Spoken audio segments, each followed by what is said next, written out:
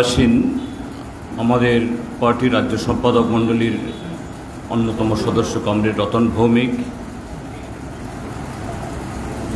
পার্টির গোমতী জেলার ভারপ্রাপ্ত সম্পাদক কমরেড রঞ্জিত দেবনাথ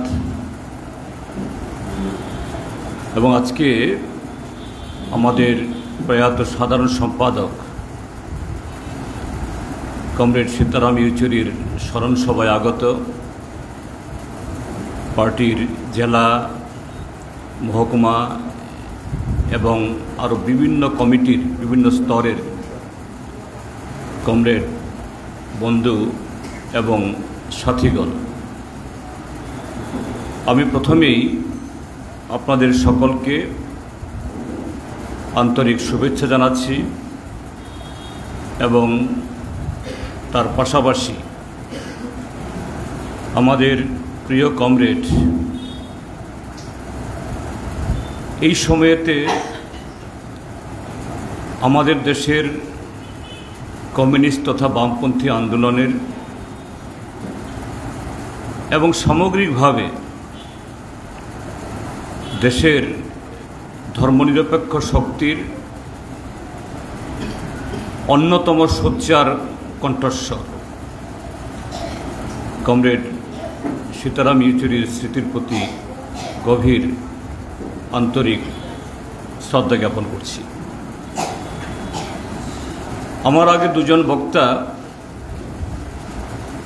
কমরেড সীতারাম ইয়েচুরি সম্পর্কে নানা দিক তুলে ধরেছেন খুব সুন্দরভাবে। হয়তো কিছুটা চর্বিত চর্বণ হবে, তারপরও তার স্মরণে আমি যে কথাগুলি এখানে বলতে চাই, এই মুহূর্তে আমাদের দেশের যে রাজনৈতিক, সামাজিক এবং অর্থনৈতিক অবস্থা, একটা দক্ষিণপন্থী সাম্প্রদায়িক শক্তি দেশের একচেটিয়া পুঁজির যুগ সাজস্যে যেভাবে এই দেশের স্বাধীনতার সমস্ত স্বপ্ন গত 7.5 দশক ধরে এদেশের বামপন্থী তথা গণতান্ত্রিক আন্দোলনের অর্জিত সমস্ত সাফল্যগুলো এটাকে নস্যাৎ করে দিয়ে কিভাবে এই কদিন আগেও এক দেশ এক নির্বাচনের নামে, আসল কথাটা হলো এক ব্যক্তির হাতে সমস্ত ক্ষমতা এটাকে কেন্দ্রীভূত করা, শুধুমাত্র স্বাধীনতার পর গত 77 বছরের আমাদের যে অর্জন না, প্রায় 250 বছর ব্রিটিশ সাম্রাজ্যবাদের বিরুদ্ধে লড়াই করে এদেশের ধর্মীয়, সামাজিক, ভাষা, অসংখ্য বৈচিত্র্যের মাঝে আমরা ভারতীয় সভ্যতার এবং ভারতীয় গণতন্ত্রের যে ভিত গঠন করেছি, এটাকেই দুর্বল করে দেওয়ার যে অপচেষ্টা, সেই চেষ্টাকে প্রতিহত করার জন্য যে লড়াই চলছে, সে লড়াইয়ের একজন অগ্রবর্তী সেনাপতি, সবচেয়ে উজ্জ্বল সেনাপতি, মতাদর্শগত দিক থেকে, রণকৌশল রণনীতি তৈরির দিক থেকে এবং সমাজের সমস্ত অংশের মানুষকে একসাথে নিয়ে চলার যে পারদর্শিতা, এরকম একটা নেতৃত্ব দানের ভূমিকার দিক থেকে একটা উল্কাপতন হয়ে গেল। স্বাভাবিকভাবেই শুধু আমাদের পার্টির না, কমিউনিস্ট আন্দোলনের না, গোটা দেশের এই চলমান যে আমাদের সংগ্রাম লড়াই, এর একটা অপূরণীয় ক্ষতি হল। কিন্তু আমরা কমিউনিস্টরা এই শূন্যতা বা যে ক্ষতি হয়ে গেল তার জন্য আফসোস করার বা সে কারণে ভেঙে পড়ার, হতাশ হওয়ার সে শিক্ষা কমিউনিস্টরা দেয় না। বরঞ্চ আমরা এই অবস্থার মধ্য দিয়েও অতীত থেকে এবং যে কমরেডকে, যে শক্তিকে আমরা হারালাম, তার জীবন থেকে উপাদান গ্রহণ করে কিভাবে সে শূন্যতা পূরণ করব, কিভাবে আমরা ঘুরে দাঁড়াবো, এটাই আমাদের কমিউনিস্টদের পদ্ধতি, এটাই আমাদের চালন শক্তি। কাজেই কমরেড সীতারাম ইয়েচুরিকে স্মরণ করার মধ্য দিয়ে আমরা আমাদের সেই চলার পথটাকে কীভাবে আরও প্রশস্ত করা যায় আমরা সেটা দেখব। এখানে কমরেড রঞ্জিত দেবনাথ বেশ কয়েকটি কমরেড সীতারাম ইয়েচুরির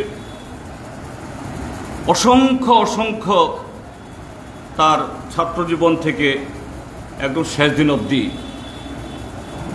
তার জীবনের অল্প কিছু নুরি শুধু তুলে ধরেছেন। হ্যাঁ, নিঃসন্দেহে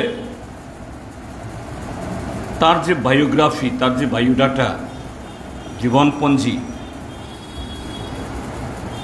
একজন অত্যন্ত মেধাবী একজন ছাত্র, মেধাবী একজন ব্যক্তিত্ব হিসাবে তিনি সর্বজন স্বীকৃত, সর্বজন বিদিত এবং সবার কাছে সমাদৃত। এ সম্পর্কে কোনো সন্দেহ নেই। কিন্তু মেধাবী হলেই যে সমাজের কাজে লাগবেন, দেশের কাজে লাগবেন, তিনি মানুষের জন্য ভালো কাজ করবেন, এটা কিন্তু হয় না। তাহলে তো শ্যামাপ্রসাদ মুখার্জি, ইদানিংকালে নিশ্চয়ই অনেকেই নামটা জানেন, আমাদের রাজ্যের তথা দেশের বর্তমান শাসক গোষ্ঠী তাকে খুবই শ্রদ্ধা করেন, স্মরণ করে।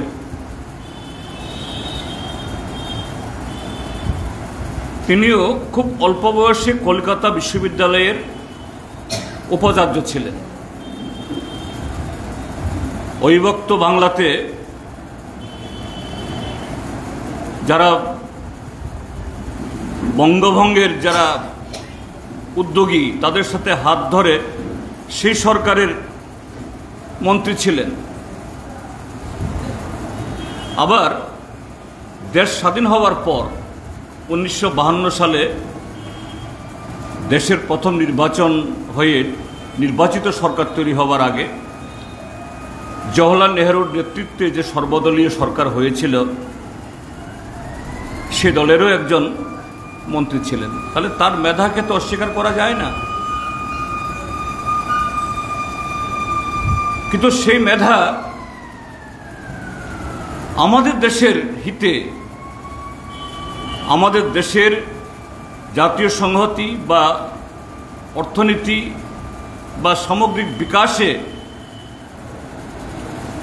তার শিক্ষা পথ দেখাচ্ছে কি আমরা বলতে পারি? বরঞ্চ তার হাত ধরেই তো জনসংঘ তৈরি হয়েছে, আরএসএস, বিজেপি তাকেই গুরু হিসাবে স্বীকার করে। তাহলে মেধা হলেই যে সেই মেধা সমাজের হিতে, মানব যে সমাজের উন্নয়নে কাজে লাগবে, কোনো গ্যারান্টি সেখানে নেই। কিন্তু সেই মেধা যদি মার্ক্সবাদী লেনিনবাদী মতাদর্শে শিক্ষিত হয়, মার্ক্সবাদী লেনিনবাদী মতাদর্শে সে মেধা আরো সমৃদ্ধ হয়, নানা প্রতিকূল অবস্থার মধ্যে দাঁড়িয়েও যুক্তিকে শানিত করে মানুষকে সঙ্গে নিয়ে সে মেধা অনেক প্রসাদ্য সাধন করতে পারে। কমরেড সীতারাম ইয়েচুরির সম্পর্কে সেটা বলা যায়। ইতিমধ্যেই পত্রপত্রিকাতে, শুধু আমাদের পত্রিকা না, বুর্জুয়া পত্রিকা তারাও অনেক ভালো ভালো কথা প্রকাশ করেছেন কমরেড সীতারাম ইয়েচুরি সম্পর্কে, যে তিনি যে সেন্ট্রাল বোর্ড অফ যে সেকেন্ডারি এডুকেশন সিবিএসই, এখনও সিবিএসই, আইসিএসসি এই বোর্ডগুলো আমাদের দেশের মধ্যে সবচেয়ে বেশি মান্যতা পায়, তার সময়তে তিনি তার ফার্স্ট হয়েছিলেন।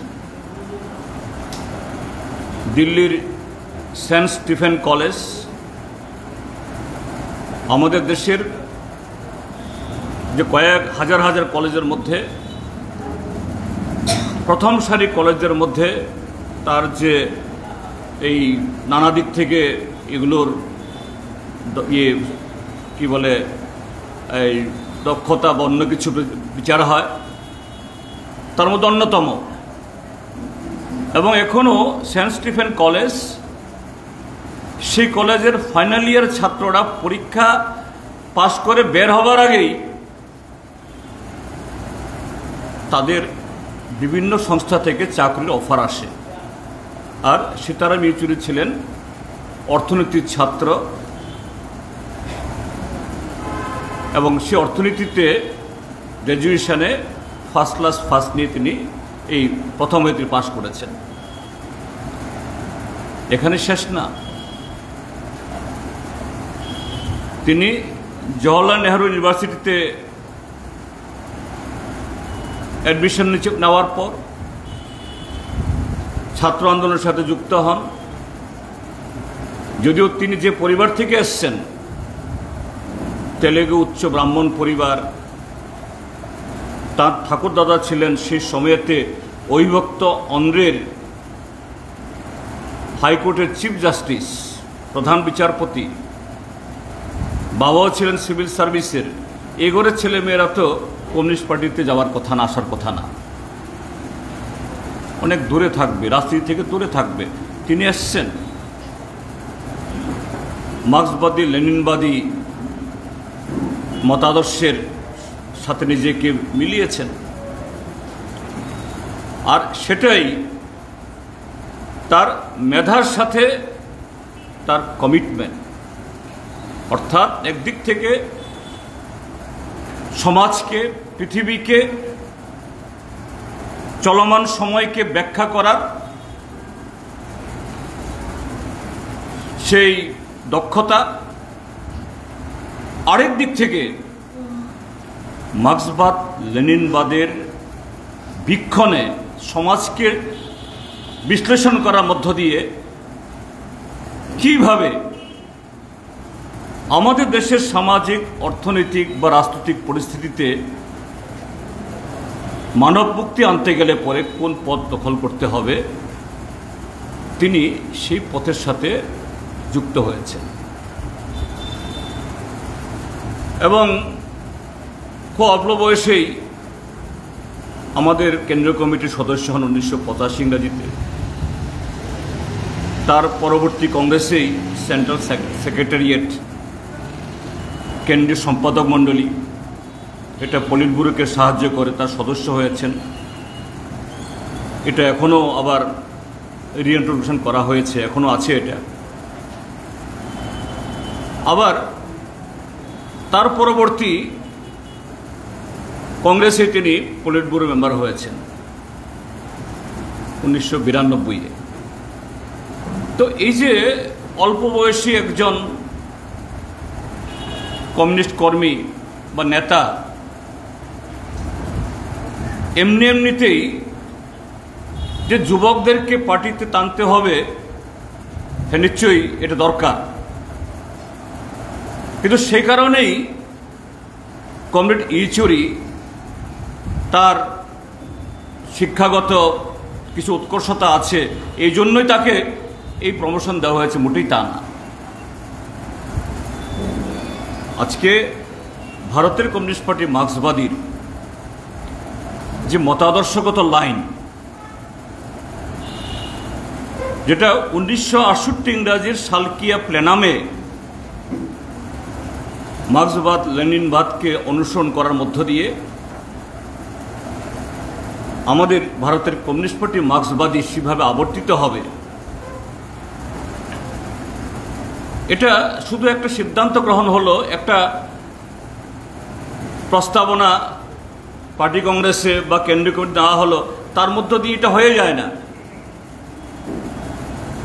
এটা সারা পৃথিবীর সাথে চলমান সময়কে ব্যাখ্যা করে সেই জায়গায় আমাদের স্লোগান কি হবে, পদ্ধতি কি হবে, তারও দিক নির্দেশ তৈরি করতে হয়। কমরেড সীতারাম ইয়েচুরি যখন তিনি পলিট ব্যুরো মেম্বারও হননি, সেন্ট্রাল সেক্রেটারিয়েট মেম্বার, 1987 ইংরাজি অক্টোবর বিপ্লবের বোধহয় 70তম বার্ষিকী, তখনও সোভিয়েত ইউনিয়ন অটুট ছিল। সোভিয়েত ইউনিয়নের এই CPSU, communist party of Soviet ইউনিয়নের সাধারণ সম্পাদক মিখাইল গর্বাচভ, আবার সোভিয়েত ইউনিয়নের প্রেসিডেন্টও, তিনি এই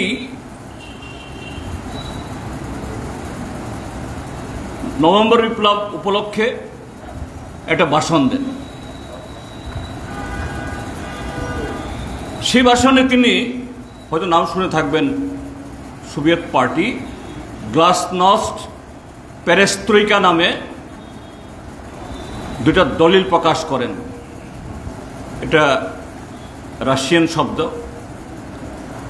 তার মূল কথা হলো যে না, আগামী পৃথিবীতে সমাজ পরিবর্তন করার জন্য, সমাজতন্ত্র গঠন করার জন্য এবং সমাজতন্ত্রকে সাম্যবাদে বিকশিত করার জন্য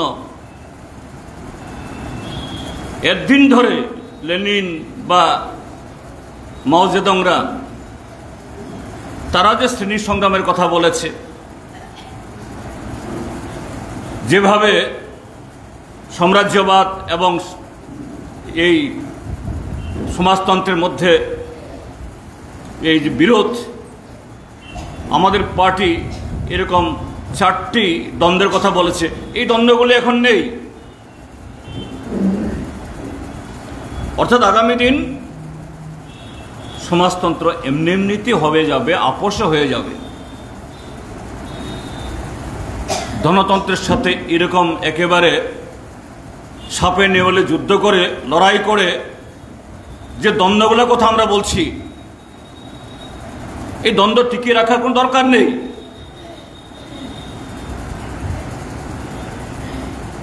আমাদের পার্টি, ভারতের কমিউনিস্ট পার্টি মার্ক্সবাদী, সারা পৃথিবীর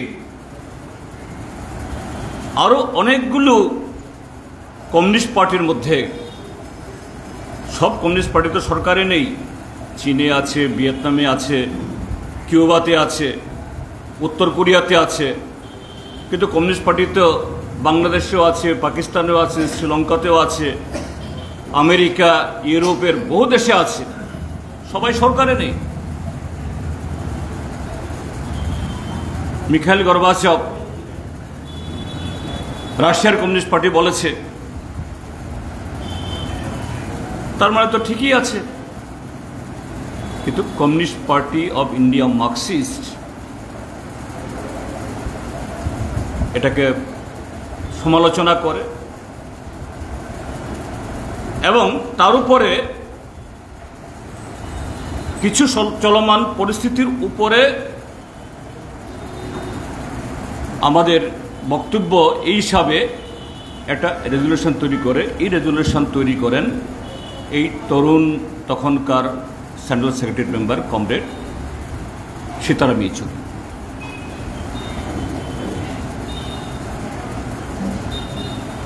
ইংরেজিতে। আর তার 3 বছরের মাথাতেই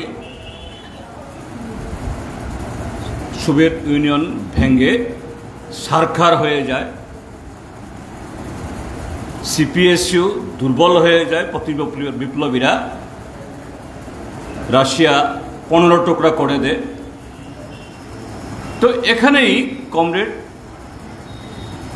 সীতারাম ইয়েচুরির তার যে মতাদর্শগত, তার যে ভিত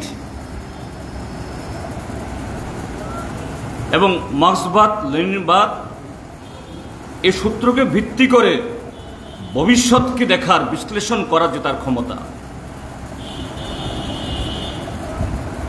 তার পরবর্তী সময়েতে আমাদের পার্টি কংগ্রেসে এই বিষয়টির উপরে ভারতের কমিউনিস্ট পার্টি মার্ক্সবাদী দৃষ্টিভঙ্গি কি হবে আর একটা ডকুমেন্ট, আর একটা দলিল তৈরি হয়। চেন্নাই যে আমাদের পার্টি কংগ্রেস, এবং সাধারণত যে পার্টি কংগ্রেসে এরকম যে প্রস্তাব উত্থাপিত হলে সিনিয়র মোস্ট যারা পলিট ব্যুরো মেম্বার তারা করে থাকেন। আর বিশেষ করে এই 70 দশকের পর থেকে সব কংগ্রেস তো তখন আমার থাকার সুযোগ হয়নি, বা পার্টিতে আমি তখন সেই পজিশনেও ছিলাম না, ডকুমেন্টগুলোতে যা পড়েছি এই সমস্ত ক্ষেত্রেতে এগুলো দায়িত্ব ছিল কমরেড এম বাসাপ্পুন্নাইয়ার। কিন্তু বাসাপ্পুন্নাইয়া জীবিত থাকার সময় থেকেই কমরেড সীতারাম ইয়েচুরি তিনি পলিট ব্যুরো মেম্বার হওয়ার আগেই এই মতাদর্শগত দলিল পার্টি কংগ্রেসে পেশ করার সে যোগ্যতা অর্জন করেন। তখন থেকেই সীতারাম ইয়েচুরি মৃত্যুর দিন অবধি শুধু আমাদের পার্টিতে না, আন্তর্জাতিক ক্ষেত্রেতেও সিপিআইএমের সাথে পৃথিবীর বিভিন্ন দেশের যে কমিউনিস্ট পার্টির যে সম্পর্ক, এই বিভিন্ন ক্ষেত্রেতে আমাদের যে আলাপ আলোচনা, এই জায়গায় কমরেড সীতারাম ইয়েচুরি তিনি নেতৃত্ব দিয়ে আসছেন। এই হলো তার মেধা, এবং সে মেধা মার্ক্সবাদ লেনিনবাদের তার তত্ত্বে সেভাবে তৈরি হয়েছে। কিন্তু তার যে নেতৃত্ব দান করারকারী ক্ষমতা শুধু এখানে সীমাবদ্ধ ছিল না, সাংসদ হিসাবে তার কিছু শুনেছেন, আমি পুনরাবৃত্তি করব না।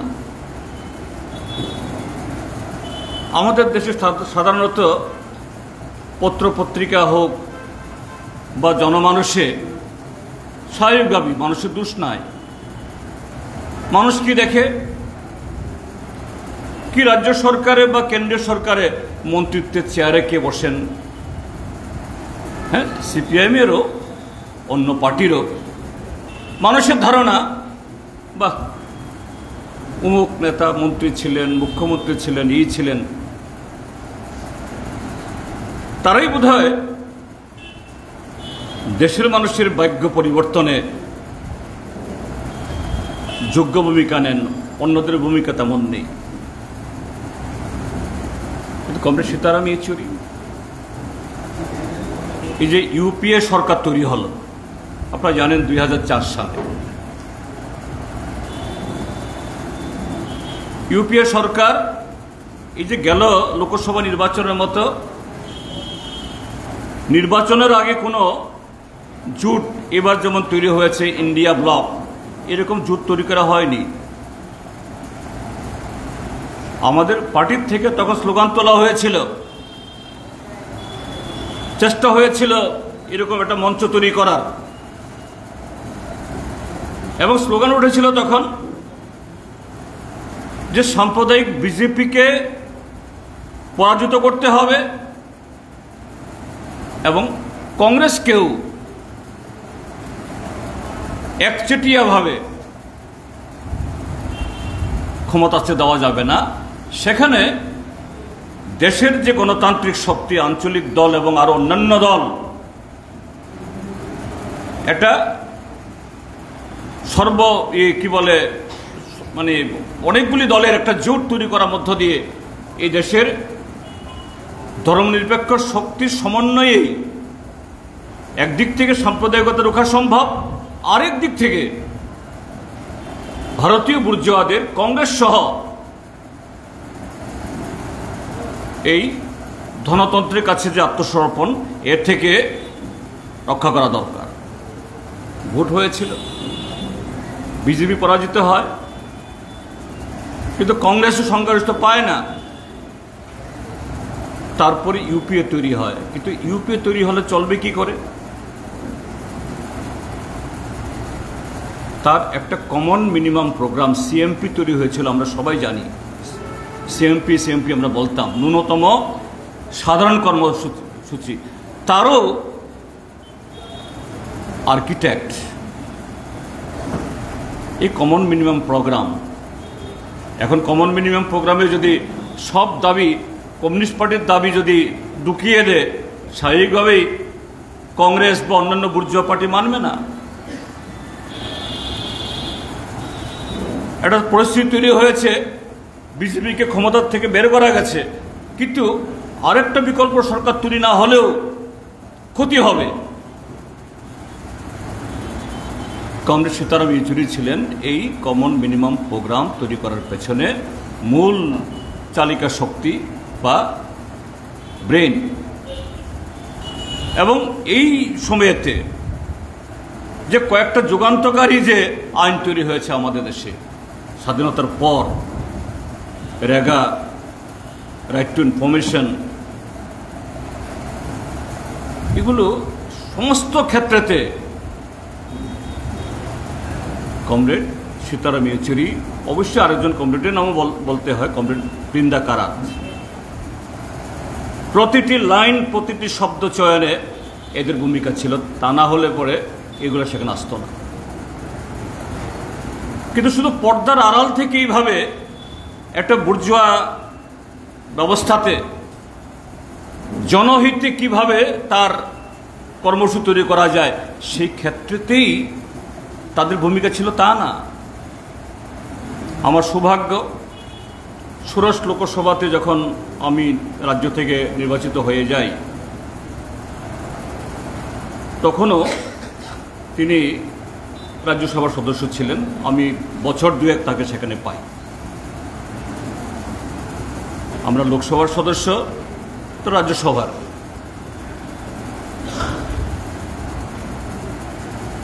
কমরেড সীতারাম ইয়েচুরি ষোড়শ লোকসভার সময়তে আমাদের সংখ্যা তখন একেবারে কম হয়ে গেছে। লোকসভাতে সিপিআইএমের মতো 9 জন, আর 2 জন হলো নির্দল, কেরালা থেকে নির্বাচিত, তারা আমাদেরই লোক, নির্দল হিসেবে জিতেছেন 11 জন। রাজ্যসভাতে মাত্র 6 জন। তো সেক্ষেত্রেতে লোকসভা বা রাজ্যসভা দুই কক্ষেই সংখ্যার অনুপাতে আমরা একেবারে নগণ্য শক্তি। আর সরকারে কারা? বিজেপি, যারা দেশের সংবিধান মানতে চায় না, গণতান্ত্রিক কাঠামোকে অস্বীকার করতে চায়, ধর্মনিরপেক্ষ সমাজতন্ত্র শব্দ এরা উচ্চারণই করতে চায় না। আপনারা দেখেছেন, এই যে নতুন পার্লামেন্ট ভবন যখন উদ্বোধন হয়, তখন প্রত্যেক সাংসদকে একটা করে নতুন সংবিধানের কপি দেওয়া হয়েছে। আমাদের যে প্রিয়াম্বল, মুখবন্ধ যে আমাদের সংবিধানের, সেখানে 2টো শব্দ তারা বাদ দিয়ে দিয়েছে। এটা করতে পারে না। যে কতটুকু তাদের দৃষ্টতা সংবিধানের মুখবন্ধ থেকে দুটো শব্দ বাদ দিয়ে দিয়েছে, সমাজতন্ত্র এবং ধর্মনিরপেক্ষতা। তাহলে তারা এই যে নরেন্দ্র মোদী প্রধানমন্ত্রী হয়ে আসার পর লোকসভা বিধানসভা অধিবেশন কিভাবে চলছে কল্পনা করতে পারেন। কিন্তু এই পরিস্থিতিতেও অঞ্জিতবাবু বলেছেন, কমরেড সীতারাম ইয়েচুরির শব্দ চয়ন, বাক্য গঠন এটা তো আছেই। তার চেয়ে হলো যে সমস্ত পরিস্থিতির সেরকম বিশ্লেষণ করার মধ্য দিয়ে, এই সামগ্রিক বিরোধিতার মধ্য দিয়েও ক্ষুরধার যুক্তির মধ্য দিয়ে গোটা বিরোধী দলকে সরকারের জনবিরোধী পদক্ষেপের বিরুদ্ধে এক কাট্টা করে, এমনকি শাসক দলের বিরুদ্ধেও চির ধরানোর ক্ষমতা। এবং ভারতবর্ষের সংসদীয় ইতিহাসে অতীতে যাওয়া হয়নি, এই কমরেড সীতারাম ইয়েচুরি তার হাত ধরে সেটা হয়েছে। সেটা হলো বিধানসভা বা লোকসভাতে বছরের যে প্রথম অধিবেশন হয়, সে অধিবেশনে বিধানসভা হলে রাজ্যপালরা বক্তৃতা করেন, সরকারের তৈরি করা বক্তৃতা তুতা পাখির মতো আওড়ান। আর সংসদে এটা দুইটা কক্ষ একসাথেই হয়, রাজ্যপাল রাজ্যসভা এবং লোকসভার সাংসদদেরকে এক জায়গায় নিয়ে এসে বক্তৃতা করেন, সরকারের বক্তব্য পড়েন। এই বক্তৃতার উপরে আবার দুই কক্ষে আলাদাভাবে ধন্যবাদ সূচক প্রস্তাব আসে শাসক দলের তরফ থেকে। লোকসভাতেও আসে, রাজ্যসভাতে আসে। রাজ্যসভাতেই ধন্যবাদ সূচকের উপর একটা অ্যামেন্ডমেন্ট, এটার উপরে সংশোধনী। এরকম সরকারের কোনো প্রস্তাবে যদি লোকসভাতে সরকারের প্রস্তাব যদি ফেল করে, পাস না হয়, কোনো কোনো ক্ষেত্রে সরকারের পতন হবারও কারণ আছে। রাজ্যসভাতে ফেল হলে কোনো আপত্তি নেই, কিন্তু রাষ্ট্রপতির ভাষণ তার উপরে আবার সংশোধনী, এটা কমরেড সীতারাম ইয়েচুরি দেখিয়েছেন। এটা শুধুমাত্র শব্দচয়ন, বাক্য গঠন তো আছেই, কিন্তু তার সাথে যে সমগ্র এই যে ভাষণ, তার বিশ্লেষণ করার মধ্য দিয়ে কি কারণে এটা সেই মুহূর্তে আমাদের দেশের সরকার পরিচালনার ক্ষেত্রেতে রাষ্ট্রপতির যে বক্তব্য, এটা ঠিক তার সাথে সাযুজ্য না। অর্থাৎ সরকার এই ক্ষেত্রেতে ফেল, রাষ্ট্রপতির বক্তব্য তো সরকারের বক্তব্য, অর্থাৎ সরকারকে মাথা নত করানো, এটা করেই দেখিয়েছেন কমরেড সীতারাম। এবং তিনি বছরের সর্বশ্রেষ্ঠ পার্লামেন্টের হিসাবেও স্বীকৃতি আদায় করে নিয়েছেন।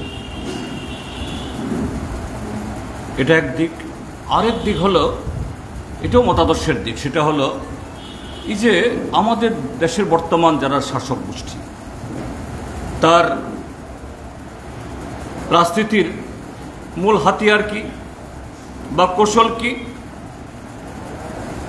সর্বক্ষেত্রেতে একটা সাম্প্রদায়িক একটা উপাদান ঢুকিয়ে দাও, সাম্প্রদায়িক বিভাজন নিয়ে এসে শ্রমিকের মধ্যে, কৃষকের মধ্যে, জনগণের মধ্যে বিভেদ নিয়ে আসো। আর মিথ্যা,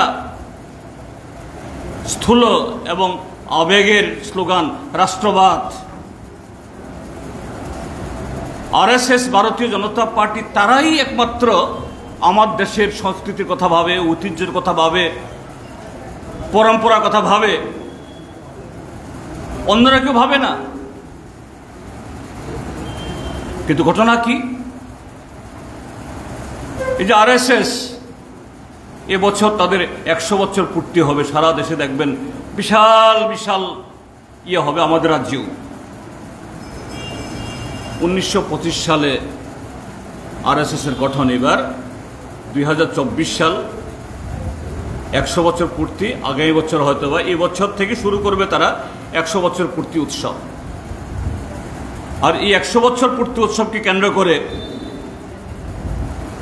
এক দেশ এক ভোট, এক দেশ এক নেতা, অর্থাৎ আবেগের মধ্য দিয়ে যে ভারতীয় সভ্যতা ভারতীয় সংস্কৃতি অনুযায়ী যদি ভারতকে এগিয়ে নিয়ে যেতে হয়, আরএসএস এর সে লাইন ধরে এইভাবে ভারতকে আগামী দিনে এগিয়ে চলতে হবে। আরএসএস এর বিরুদ্ধে এসে আরএসএস স্বাধীনতা আন্দোলনে তার কোনো ভূমিকা ছিল না। তাদের হেডকোয়ার্টারে 2000 ইংরেজি অবধি ভারতের জাতীয় পতাকা উত্তোলিত হতো না। ভারতের তেরঙ্গা ঝান্ডাকে তারা বলতো এটা পাপ। অর্থাৎ সবুজ তেরঙ্গা, এর মধ্যে একটা সবুজ রং আছে, সাদা তেরঙ্গা এবং সবুজ। এই সবুজ রংটা পাপ। কেন সবুজ রংটা পাপ? কারণ মুসলমানদের যে পতাকার মধ্যেও, এই মসজিদের উপরেও তারা যে ধর্মীয় পতাকা ইয়ে করে সবুজ, কাজে সে অর্থে এরা বলে যে তেরঙ্গা ঝান্ডা হলো পাপ। কোনো হিন্দু, আমাদের দেশে তেরঙ্গা ঝান্ডা যখন গৃহীত হয় 1930 সালে, যখন সারা দেশে গান্ধীজির নেতৃত্বে এই তেরঙ্গা ঝান্ডা উত্তোলিত করার সিদ্ধান্ত গ্রহণ করা হয়, তখন এই বিশ্ব হিন্দু পরিষদরা, আরএসএসরা বলতো যে তেরঙ্গা ঝান্ডা তো হিন্দুদের জন্য পাপ, কোনো হিন্দু এটা গ্রহণ করতে পারে না। আর তারা এখন তিরঙ্গা যাত্রা করে, একেবারে অফিসে কাছারি কেন, স্কুলে কেন, বাড়ি বাড়িতেই পতাকা উঠাতে হবে। ভালো কথা, পতাকা উঠাতে আমাদের কোনো আপত্তি সেখানে নেই। এর যে প্রবক্তা, দ্বিতীয় সরসং পরিচালক, এখন যে মোহন ভাগবত আছে, নবম না অষ্টম জানি, তার দ্বিতীয় যিনি গোলওয়ারকার, এই গোলওয়ারকার এই আরএসএস এর তার দৃষ্টিভঙ্গি কি এটা লিখেছিল, we or hour nationhood define, we or hour nationhood define. বইয়ের নামটা হলো 77 পৃষ্ঠা। কমরেড সীতারাম ইয়েচুরি গোলওয়ারকারের এই 77 পৃষ্ঠার যে তার দলিল, যার ভেতর দিয়ে এই দেশে আরএসএসরা বলে যে হিন্দুদের শত্রু মুসলমান, খ্রিস্টান আর কমিউনিস্টরা। এই গোলওয়ারকারের বইয়ের পুরো ব্যাখ্যা করে সীতারাম বই লিখে।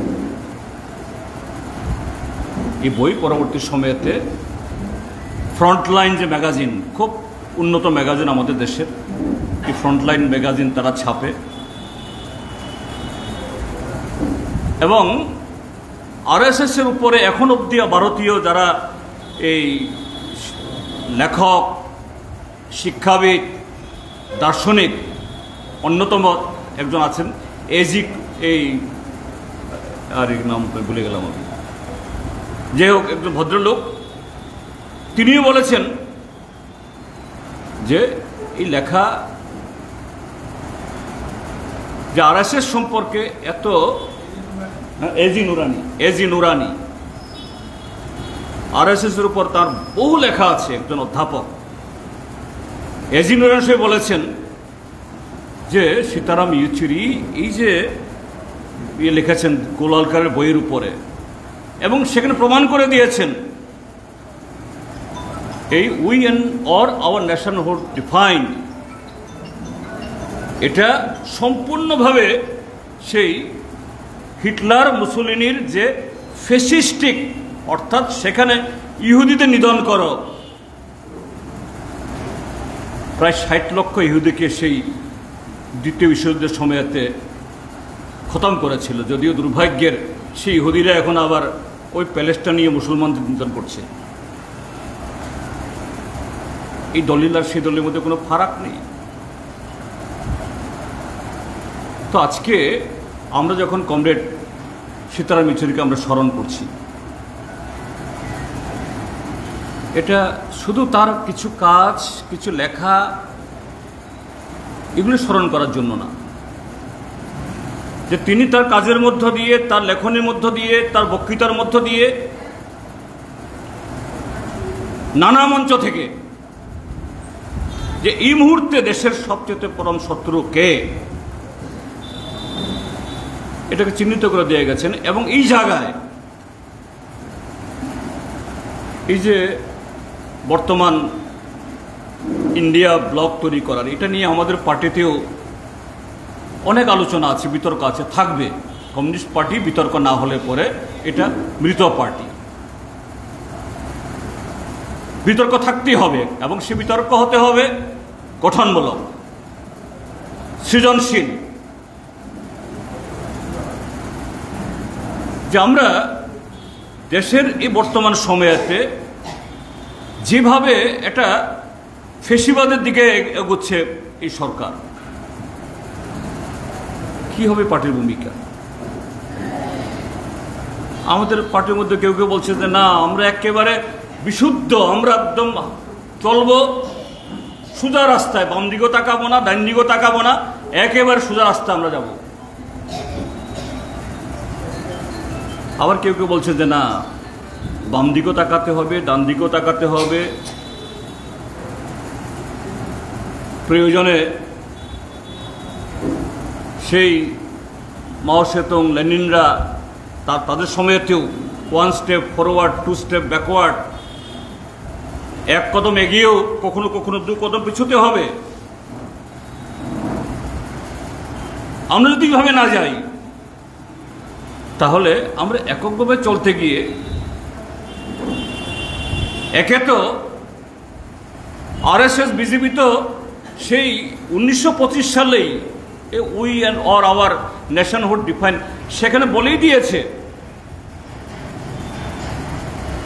যে আরএসএস, বিজেপি, মানে পরবর্তী সময় এই যে বিজেপি তৈরি হবার পর এদের পরম সূত্র হলো কমিউনিস্ট, মুসলমান আর খ্রিস্টান।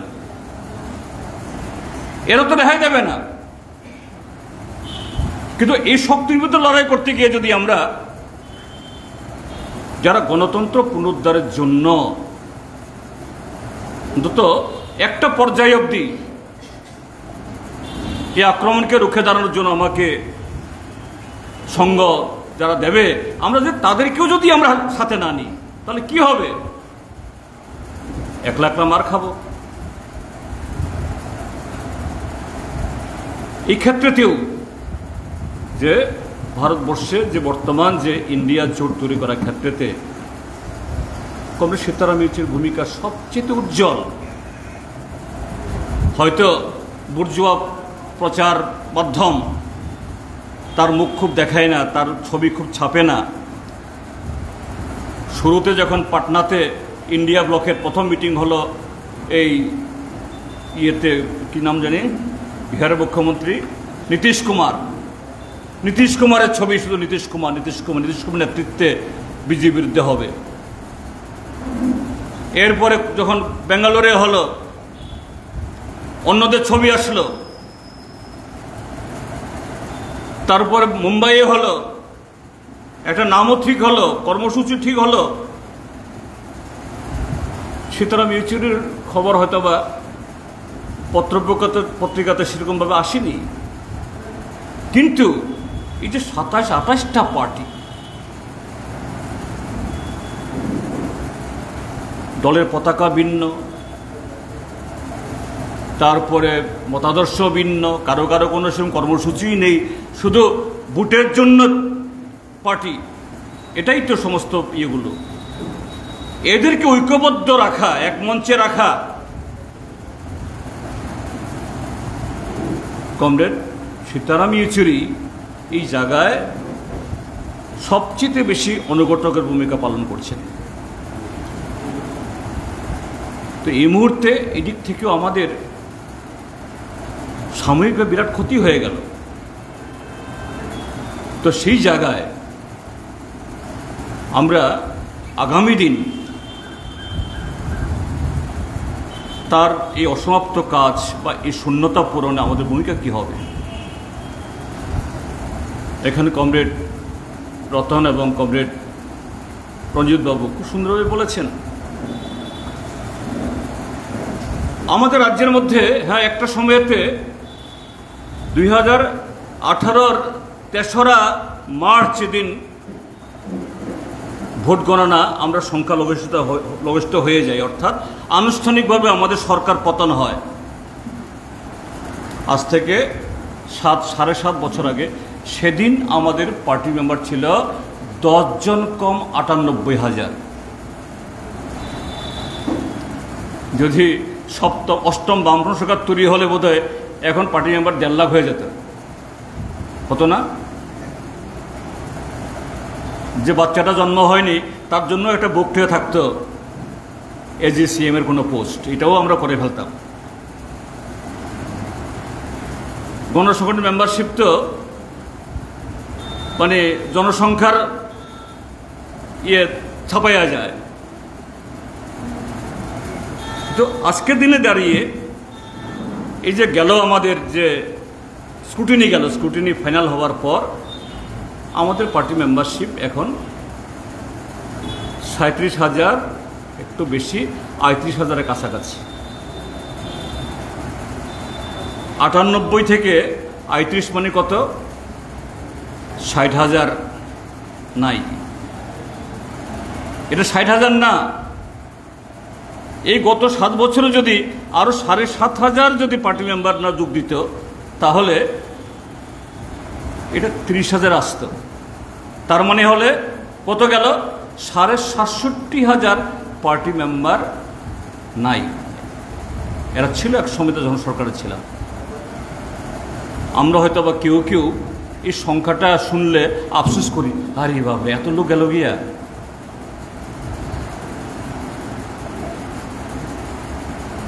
নারী সমিতি, যুব ফেডারেশন, ছাত্র ফেডারেশন, কৃষক সভা, বাড়িতে গিয়ে মেম্বারশিপ করতে হয় না, উল্টা গিয়ে মেম্বারশিপ বাড়িতে এসে নিয়ে যায়। এখন 3 বার গেলেও হয় না। আমরা কি তার জন্য আফসোস করবো যে না? বরঞ্চ আমরা বলবো 67,500 পার্টি মেম্বার যে চলে গেল, হ্যাঁ একটু আফসোস তো থাকবে, কিন্তু তার চাইতে বড় আফসোস আজকের 37,000 পার্টি মেম্বার কতজন আমরা বিভিন্ন প্রোগ্রামে অংশগ্রহণ করছি। আজকে 37,000 পার্টি মেম্বার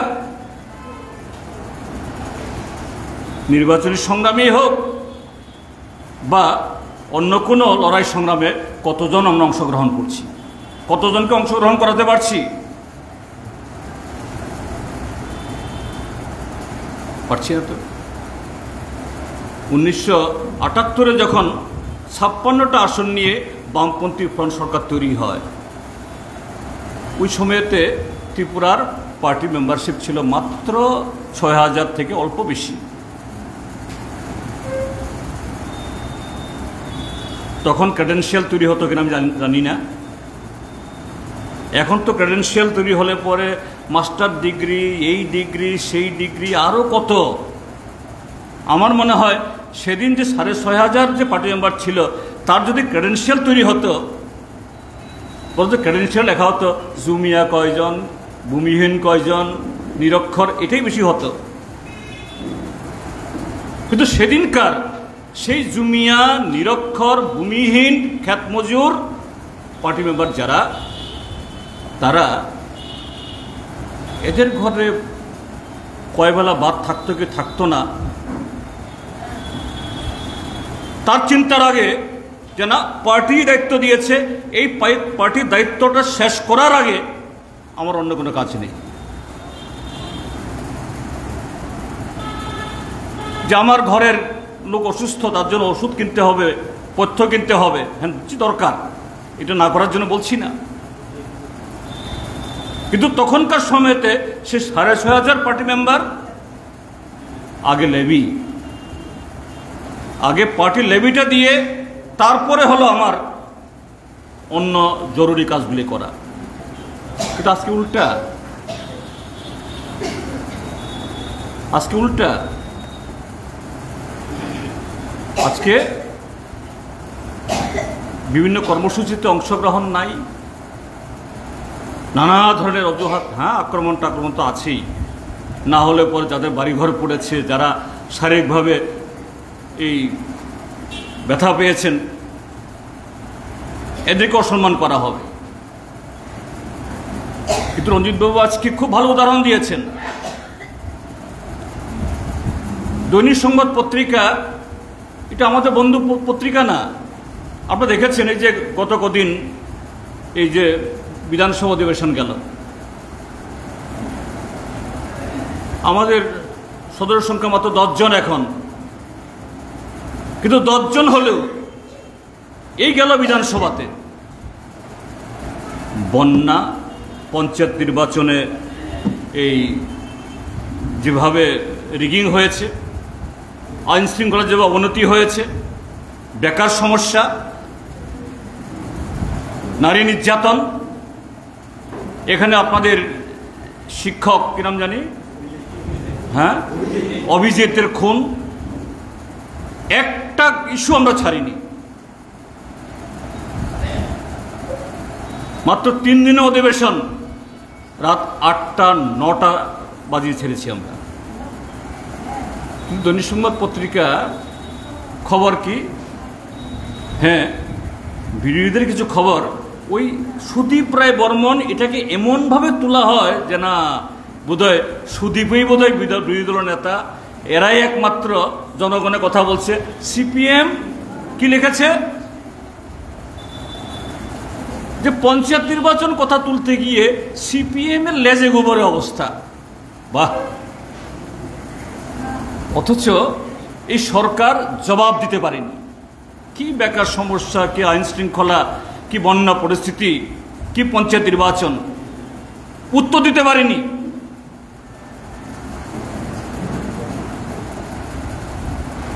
এই যে আপনাদের মন্ত্রী প্রণজিৎ সিংহ রায় সুনির্দিষ্টভাবে অর্থনৈতিক যে সমস্ত কোনো জায়গাতে তার কোনো নাই, এক লাইন লিখছে না। কিন্তু অন্যদিক থেকে, তারপরও অন্যদিক থেকে রঞ্জিত বাবু যেটা মেনশন করেছেন যে একটা দিনের পত্রিকাতে 12-13টা নেগেটিভ হেডলাইন, ইয়েস, লুকাতে গিয়েও লুকাতে পারছে না। তার অর্থটা কি? আমাদের রাজ্যের জনগণের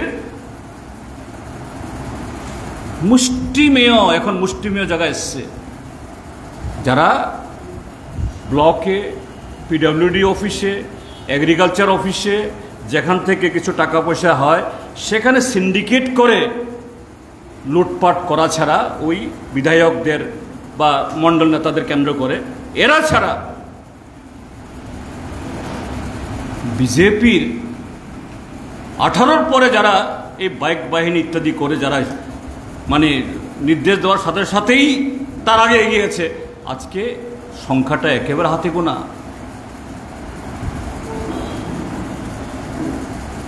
কিন্তু আমরা এই যে জনমনে যে ক্ষোভ তৈরি হয়েছে, এই ক্ষোভকে কিভাবে সংহত করে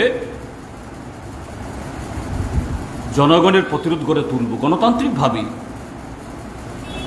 ওই থানায় আগুন লাগিয়ে দেওয়ার জন্য, গাড়ি পুড়িয়ে দেওয়ার কথা বলছি না, এই মিলিটেন্সি দরকার নাই। কিছু কিছু যুবক ফেসবুকে লেখে, আমাদেরকেও এখন হোয়াটসঅ্যাপ হওয়ার সুবাদে সবাই জানে আমাদের টেলিফোন নাম্বার কি, কত ধরনের পরামর্শ পাই। এক্ষুনি আপনারা বিধানসভা ইয়েতে মুখ্যমন্ত্রী বাড়ির চলে যান, এক্ষুনি উমুকের বাড়ির চলে যান বলে। তাকে যদি পাল্টা দিই, আচ্ছা ঠিক আছে ভাই, তুমি আগে আসো, তুমি সামনে থাকবে, আমি পেছনে থাকবো, এরপর উত্তরটা আসে না, এরপর আর তার রিপ্লাই নাই। কেন এগুলো? যে কথাটা বললাম, 67,500 পার্টি মেম্বার বিদায় হয়ে গেছে, এটা আফসোস করা দরকার নাই।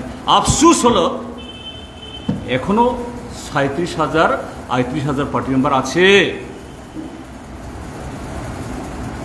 কেন তাদেরকে আমরা নামাতে পারছি না?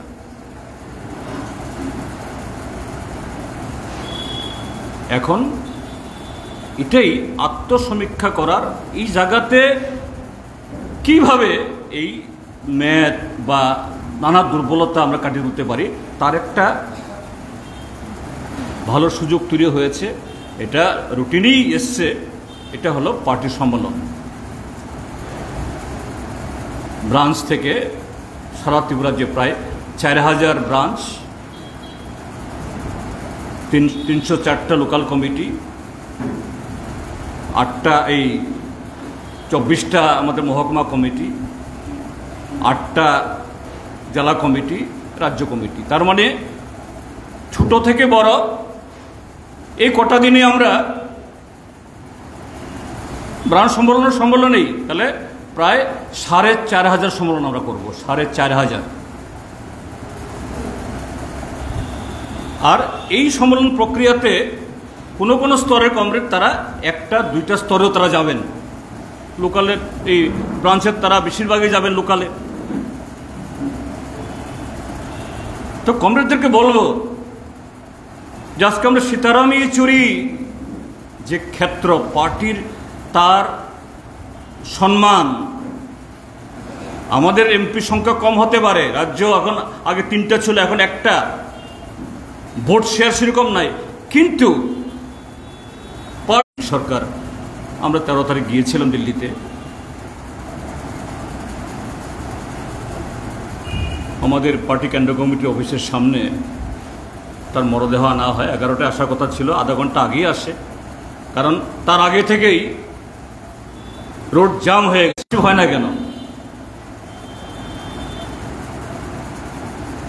তারপর দিল্লির শুধু জেএনইউ না, যে ইউনিভার্সিটির ছাত্র তিনি বা যে কলেজের ছাত্র ছিলেন তিনি, জেএনইউ, দিল্লি ইউনিভার্সিটি, আরো বহু কাতারে কাতারে বুদ্ধিজীবী এবং সাথে শ্রমজীবী, পার্শ্ববর্তী রাজ্য ইউপির গাজিয়াবাদ, ইয়ের থেকে রাজস্থান, পাঞ্জাব। আমরা ভেবেছিলাম আমাদের বর্তমান যে সেন্ট্রাল কমিটি অফিস গোল মার্কেট বলে, গোল মার্কেট থেকে আমরা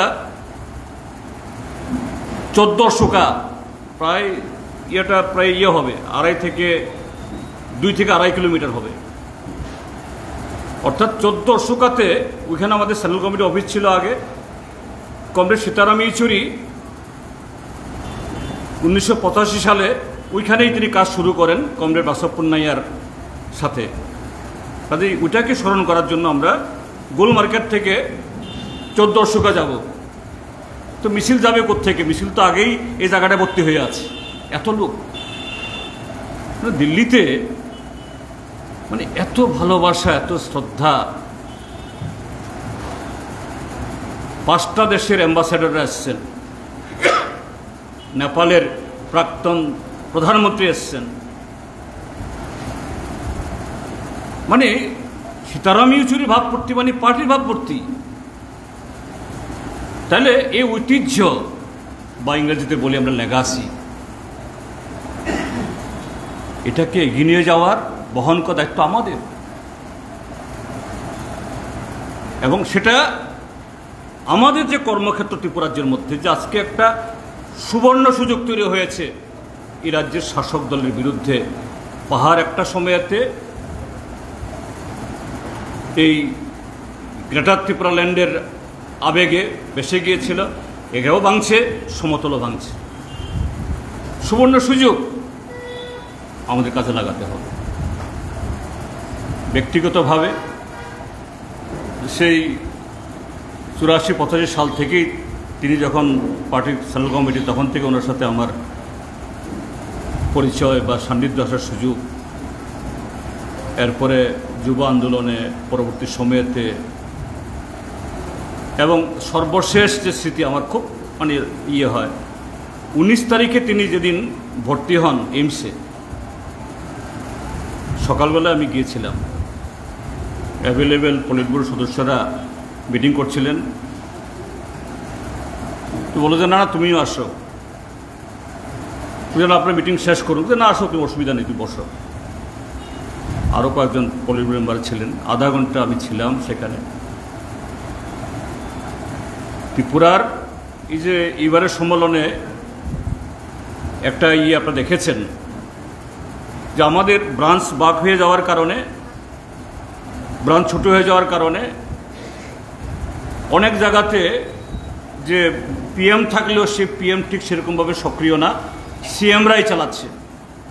তো আমাদের পার্টির রাজ্য কমিটি আমরা আলোচনা করি, সিএমরা তো পরবর্তী স্তরের সম্মেলনে প্রতিনিধি হবার আমাদের সংবিধান অ্যালাউ করে না। অ্যাটলিস্ট দর্শক হিসাবে, অবজারভার হিসাবে যাতে যে সমস্ত লোকাল কমিটিতে এরকম হয়ে গেছে তারা যেতে পারে, এটার প্রস্তাব পাঠিয়েছিলাম। আমাকে বললো তুমি পলিট ব্যুরো মেম্বার আছে, তুমি বুঝিয়ে বলো। আমি বসে আধা ঘন্টা কথা বলছিলাম। একদম খুব ভালো মানুষ,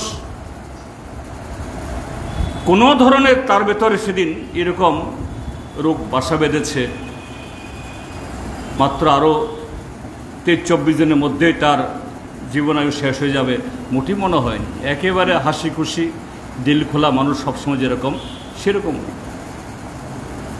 যাই হোক, প্রকৃতিকে আমাদের অস্বীকার করার কোনো সুযোগ নেই, মানতেই হবে। কিন্তু তার এই স্মৃতি, সেই স্মৃতি কি, যে সমাজ পরিবর্তনে মার্ক্সবাদ লেনিনবাদকে পাথেয় করে আমাদের এই ব্যবস্থায় কিভাবে তার প্রয়োগ করব। আর এটা যদি আমরা নিজেরা সক্রিয় না হই, নিজের এলাকাতে যদি কাজ না করি, শুধু উনার এগুলাকে স্থিতি লেহন করেও কিচ্ছু হবে না। তো আমি আশা করব যে উদয়পুর প্রায় 7 বছর হতে চলল, আমাদের ত্রিপুরার যে পার্টি মেম্বারশিপের দিক থেকে মহকুমা হিসাবে এটা বোধহয় দ্বিতীয় না, প্রথম বিলোনিয়ার পরে বোধহয় এটা। কিন্তু আমি বলবো এখানে যে পার্টি মেম্বারশিপ হিসাবে যে ধরনের ভূমিকা জনগণের মধ্যে থাকা দরকার, সেদিক থেকে উদয়পুর পার্টির নাই। এই চ্যালেঞ্জ গ্রহণ করুন। তার মধ্য দিয়েই যে কমরেড সীতারাম ইয়েচুরির প্রতি আমাদের শ্রদ্ধা, অর্থাৎ যে আদর্শে ব্রতী হয়ে আমরা এসেছি, সে আদর্শকে কিভাবে এগিয়ে নিয়ে যাব, তার জীবন থেকেও এবং আমাদের জীবনের অভিজ্ঞতা থেকেও এটাকে মিশিয়ে মার্ক্সবাদ লেনিনবাদকে হাতিয়ার করে এগিয়ে যাব। তার মধ্য দিয়েই আমরা কমরেড সীতারামকে আমাদের মনের অন্তরে আমরা চিরকাল মনে রাখবো। এই কথাগুলো বলে আবারও কমরেড সীতারাম ইয়েচুরির প্রতি গভীর শ্রদ্ধা জ্ঞাপন করে আমার বক্তব্য শেষ করছি। ধন্যবাদ। কমরেড সীতারাম ইয়েচুরি অমর রহে।